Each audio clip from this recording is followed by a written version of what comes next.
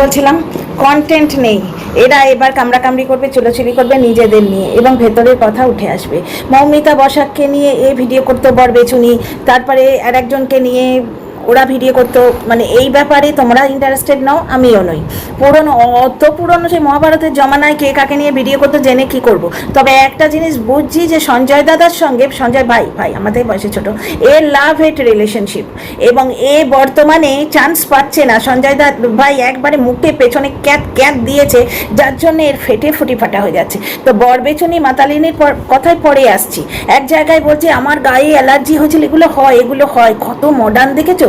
বা প্যান্টি পিরিয়ডের ব্যাপারে ওপেন মাইন্ডেড, অথচ টুকটাকে গায়ে অ্যালার্জি হয়। ভাই 1 মাস কাপড় না চাদর না কাচলে এমনিই অ্যালার্জি হবে।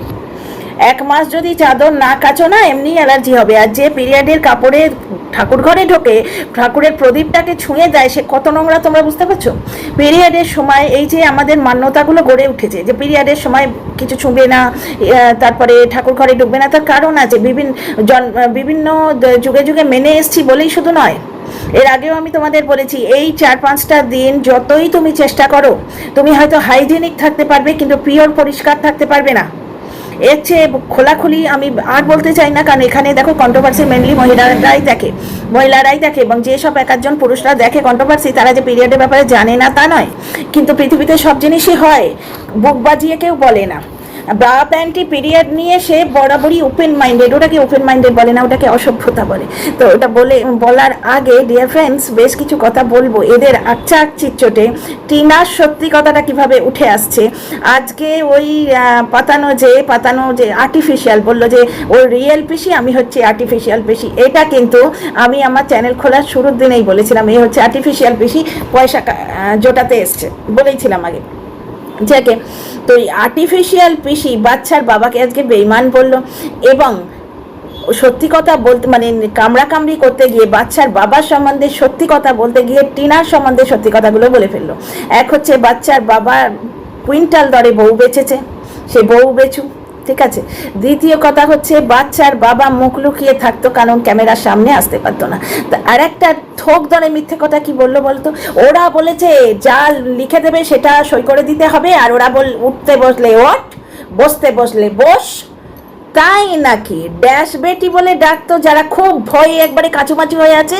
কত বড় মিথ্যে কথা, মুখ না পেছন রে, মুখ না পেছন, কামিয়ে তো খেয়েছিস পুরো। তারপরে পেছনের লাথি মেরেছে, মুখেও লাথি মেরেছে, সেটা নিতে পারছো না। না এতদিন চুপ করেছিলে, চুপ করে কেন ছিলে? না বরবেচুনি যেটা বলছে সেটা নয় যে ওর ভিউয়াররা, বাচ্চার বাবার ভিউয়াররা এর মুখটা ফাঁক করে তাতে নোংরা ঢেলে দেবে, সেজন্যে নয়। সেটা তো ওই বরবেচুনির মুখে করছে ওর ভিউয়াররা। বরবেচুনির মুখে পেছনে সব জায়গায় কার্বলিক অ্যাসিড ঢেলে দিচ্ছে ওর ভিউয়াররা, সেটা বলছি না। কিন্তু এই যে কথাটা ও বললো যে টিনার বাড়ি থেকে নাকি যা লিখে দেবে সেটা সই করে দেবার প্ল্যানিং এরা করে ফেলেছিল, তাই তাহলে বাবাকে দিয়ে চ্যানেল খুলিয়ে দ্বিতীয়বার টিনার সম্বন্ধে মিথ্যে কথা বলে একটা নোংরা বাথরুম দেখিয়ে মানে বুড়ো বুড়ি চ্যানেল শুরু করতো। এই বেচু নাকি ওই বউয়ের কথায় উঠতে বসতো। তাহলে বউ একবার বলেছিল যে আমাকে তুই যদি মারবি, ও তুমি করেই বলেছিল, আমি রাগের মাথায় বলছি, রাগের মাথায় নয় মজা করে বলছি, যে আমাকে মারলে আমি মারবো। এইটা বলার পর ফোন করেছিল শ্বশুর বাড়িতে যে কিরমভাবে সন্তান মানুষ করেছে কিরমভাবে সন্তান মানুষ করেছেন দেখে নিন বলে, টিনার বাপের থেকে টাকা আদায় করে ভাড়া গাড়ি করে মা ছেলেকে পাঠিয়ে দিয়ে নিজের মাকে ট্যাঁকে নিয়ে বাপকে ফেলে রেখে দীঘায় গেছিল।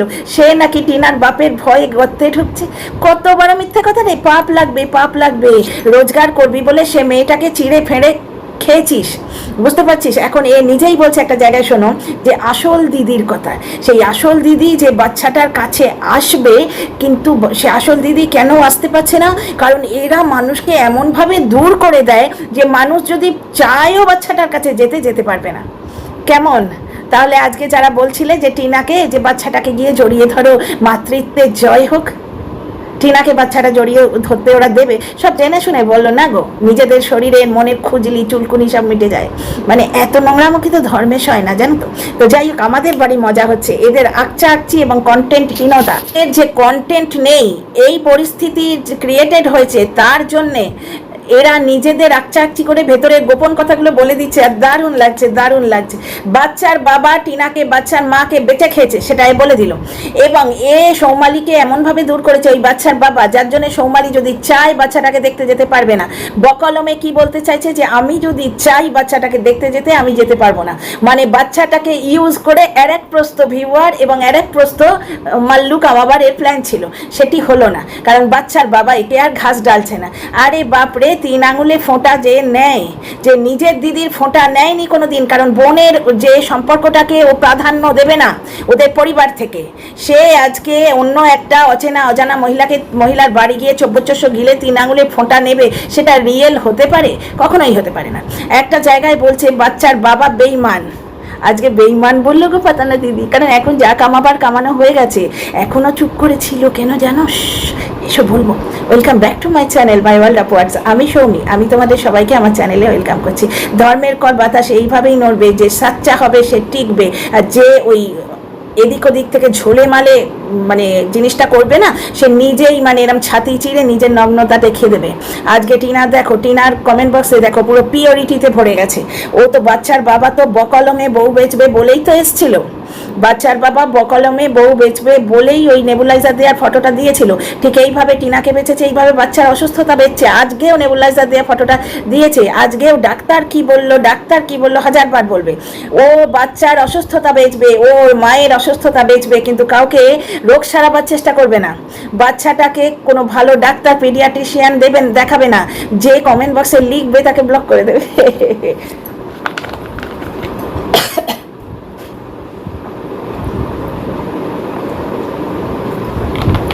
আজকে ওর স্বামীর অসুখ হয়েছে, সেটা নাকি বাচ্চার বাবা জানেই না। ওরা ফোন করেনি, এবং দর্শক গিয়ে গুঁতো মারার অনেক পরে ওই ভদ্রলোক নয় ওই বুড়োটা একে ফোন করেছিল। সেটা এ বলেছিল কাকু ফোন করেছে।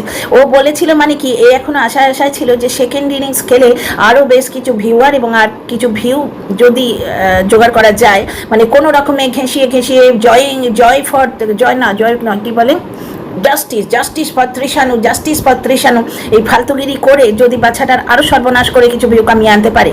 জাস্টিস ফর তৃষানুকে মাতৃহারা করে জাস্টিস ফর তৃষানু। এই মহিলা নিজে বলেছিল যে আমি দিদিভাইকে বলেছি যে ওই মেয়েটাকে এই জ্বলনের ঘাড়ে তুলে দিও না, মানে বাচ্চাটাকে মাতৃহারা করে রাখো, কারণ ওই জায়গাটায় দর্শকদের ইমোশন, ওই জিনিসটা নিয়েই তো আমি চ্যানেলটা গ্রো করব। আর টেপি করে যে জিনিসটা ঘটেও নি, সেটা ওটা তো কন্টেন্টের নাম করে সেটা বিক্রি করে খাবো। আজকে দেখো বলছে যে বাচ্চার বাবা বউ বেঁচেছে, বাচ্চার বাবা বাচ্চার পিসিকে এবং মাকে এমনভাবে দূর করে দিয়েছে যে তারা চাইলেও বাচ্চাটার ধারে কাছে আসতে পারবে না, কারণ এদের এত বুকনি, এদের মুখে এত বিষ। ওই জন্যেই কিন্তু টিনা ওই বাড়িতে মানে আর দ্বিতীয়বার যেতে পারেনি। ও যাবার ইচ্ছে ছিল, যাবার ইচ্ছে না থাকলে, কারণ ও নিজে বলেছিল, আমার সেই ব্লগটা মনে আছে, যে আমার সন্তানটা ওখানে আছে বলে আমি 498 কেসটা এত দেরি করে দিয়েছি। নাহলে সেদিন তাহেরপুর থানায় আমি যেদিন গেছিলাম সেদিনই বলেছিল আমায় মেজবাবু, আপনি বললেই আমি ওকে তুলে আনবো। তবু কিন্তু করেনি, কারণ ওর যাবার ইচ্ছে ছিল। যাবার ইচ্ছে না থাকলে ও 498 কেসটা তখন দিত। শুধু তাই নয়, বাচ্চাকে নিয়ে বাড়াবাড়ি এই জন্যই করেনি যে আমি তো 2 দিন পরে আসবো। আমারই একটা ভুল হয়ে গেছে, হাজব্যান্ড ওয়াইফের ঝগড়া হয়েছে কিছুদিন পরে, বিশেষ করে দাদার বিয়েটা ছিল বলে ওদের ধারণা ছিল যে জামাই আসবে মেয়েকে নিয়ে চলে যাবে। ওদের বাড়ি থেকে প্রাণপণে চেষ্টা করেছিল, কিন্তু এই মহিলা ঢুকে এই চশমখোর এই পয়সা পিশাচ লোককে, যে এখনো আজকেও ছেলের অসুস্থতা বেঁচেছে, এখনো কদিন টানে দেখো, কিন্তু সেই লোকটা চোখে পয়সার চশমা পরিয়ে দিয়েছিল, যে বউকে আপন করে না নিয়ে বউয়ের এই একটা ছোট্ট ভুলকে বিক্রি করো, তুমি চাষা থেকে আশায় উঠে যাবে। বুঝতে পারছো? আর যখনই কিছু পাবে না তখনই গ্রামের লোক বলে ভিকটিম কার্ড খেলতে আসবে। তখনই আমি পরিবার দেখছি, এই দেখছি, ওই দেখছি বলে ভিকটিম কার্ড খেলতে আসবে। অ্যাকচুয়ালি পাতানো দিদি আজকে বললো বেচুকে, বেচারামকে বললো অকৃতজ্ঞ। আমি ওদের তুলেছি, আমি ভ্যানিটি ব্যাগ নিয়ে ওই বাড়িতে গিয়ে আমি ওদের তুলেছি, ওরা ক্যামেরার সামনে আসতে পারতো না। তার মানে কি 5 বছর ব্লগটা টিনা টেনেছে, আমি তোমাদের বলতাম না, কারণ আমি অনেক পুরনো ভিউয়ার ওদের, যখন সৌমালি চ্যানেলে কাজ করতো তখনও দেখেছি। বেচারাম কি বলে স্বামী স্ত্রী এই রকম ভাবে কথা বলতো। টিনার সমস্ত জিনিস একদিন নিয়েছে, ফোন ক্যামেরা সব। টিনা মাছ করছে না কি করছে, করতে করতে বলছে এই আমার ক্যামেরা আমার নিয়ে যাচ্ছে। এবার ওদের বাড়িতে হাওয়া বাতাস থেকে সবকিছু তো ওই নার্সিসিস্ট বেচারামের।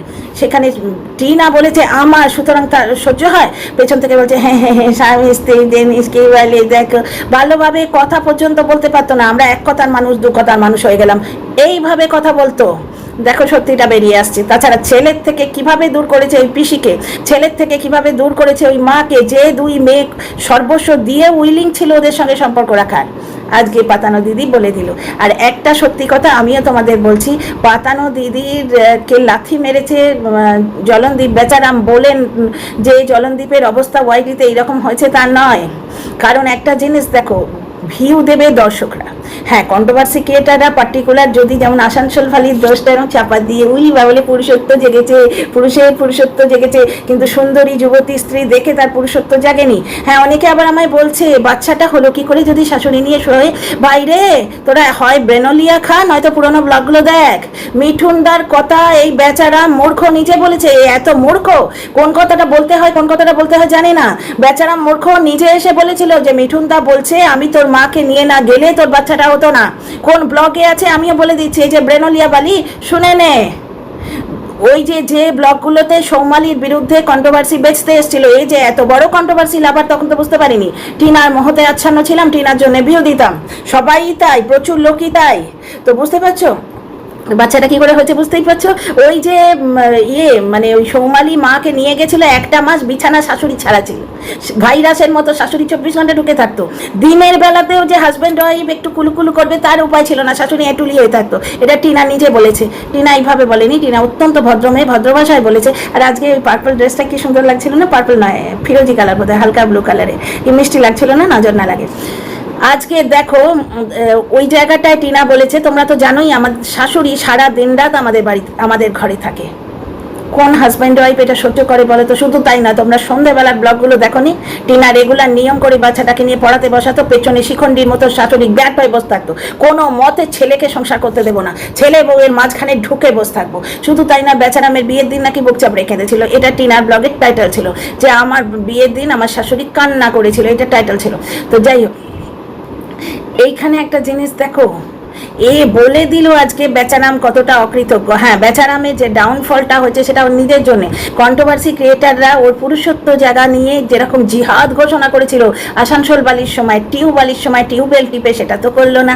কারণ কি, কেউ একজন পাতানো দিদি নাকি তাদের বলেছে তোমরা আমার দলে এসো, ওর দলে যেও না। দেখো ভাই, birds of the same feather flock together, এটা ঘটনা। কন্ট্রোভার্সি ক্রিয়েটাররা জেনারেলি কন্ট্রোভার্সি ক্রিয়েটারদের সঙ্গেই থাকে। এই বরবেচনি দেখো না, ব্লগার হতে গিয়ে ভাতেগড় দিলাম বলে কোনো কন্ট্রোভার্সি ক্রিয়েটারের ভিডিও দেখে না, অথচ প্রত্যেকের ভিডিওতে কি বলছে সে জানে। বর্তমানে ঝিম্পার সঙ্গে সাঁটগাঁট করার জন্য মারা যাচ্ছে, ওই জন্য ঝিম্পাকে কন্টেন্ট দিচ্ছে। এই যে ঝিম্পাকে নিয়ে কথা বলছে, মানে ব্যাকগ্রাউন্ডে এদের কথা হচ্ছে, ঝিম্পাকে বলছে তোর চ্যানেলটা আমি তুলে দেবো, আমি বললেই তবে ওয়াইটিটা চলে। এই পুরো বেচারামের মেন্টালিটি, দুজনে এক, দুজনেই ভাবছে। বিশেষ করে এই বরবেচনির একটু মাথায় রোগ আছে, বেশি মদ খেলে গ্রে সেলগুলো একটু মরে যায় না, এর মানে অতিরিক্ত মদ আর বেলেল্লাপনায় মাথাটা একটু খারাপ হয়ে গেছে। এর ধারণা এর জন্যেই ওয়াইটিটা চলছে, এই লিডার, এ সবাইকে লিড করবে, গা ঘষে ওই রকম হয়, টুকটাক হয়, অথচ প্যান্টি বা পিরিয়ডেও মডার্ন, বুঝতে পারছো। অথচ টুকটাক চাদর না কাচলে গাতে অ্যালার্জি বা চুলকুনি এমনি হবে। তুমি যদি দিনের পর দিন, এই যে আমি যেমন এখন পরে আছি টি শার্ট এবং ট্রাউজার, এইটি যদি বিশেষ করে ট্রাউজার, বুঝতে পারছো, এইটি যদি দিনের পর দিন না কাচো, এই ট্রাউজারটি পরলেও তোমার অসুখ করবে। প্রত্যেক দিন, বিশেষ করে বাইরের ড্রেস কাচো না কাচো, ঘরে পরার ড্রেস তো কাচতেই হয়। আর গরমকালে আমাদের নিয়মই হচ্ছে বাইরে থেকে পরে এসে অন্তত ডেটল জলে সেটা ডুবিয়ে দেওয়া হয়, কারণ বাইরে থেকে পরে এলেই সেটা প্রচণ্ডভাবে কাচাতে দরকার হয় না, মেশিনে দেওয়ার দরকার হয় না ডেলিকেট জিনিসগুলো, বুঝতে পারছো। একটু ডেটল জলে ডুবিয়ে কমফর্ট দিয়ে তুলে নাও। সাবান অনেক সময় দিতে হয়ই না, কিন্তু ধোয়াটা মাস্ট, কারণ ওই যে ঘামটা লাগে, ঘামের সঙ্গে জার্ম থাকে, সল্ট থাকে, শরীর থেকে নানা রকম সল্ট বেরোয়। এই এক মাস একটা চাদর ওখানে পেতে রাখতো, কুকুরটা উঠছে, প্লাস ওদের নিজস্ব নানা রকম ক্রিয়া হচ্ছে, ওরা নিজেরা ধপাস করে 50 বার উঠছে বসছে। কি নোংরা না, এইরকম করলে অ্যালার্জি তো এমনিই উঠবে। তারপর পিরিয়ডসের সময় নোংরাভাবে থাকে, ঠাকুর ঘরে ঢুকে যাচ্ছে, মানে ইচ্ছে করে ও বলছে। একে নিয়ে আমি পরের ভিডিওতে আসছি। আপাতত এই ভিডিওটা সত্যি কথাগুলো তুলে ধরার জন্য।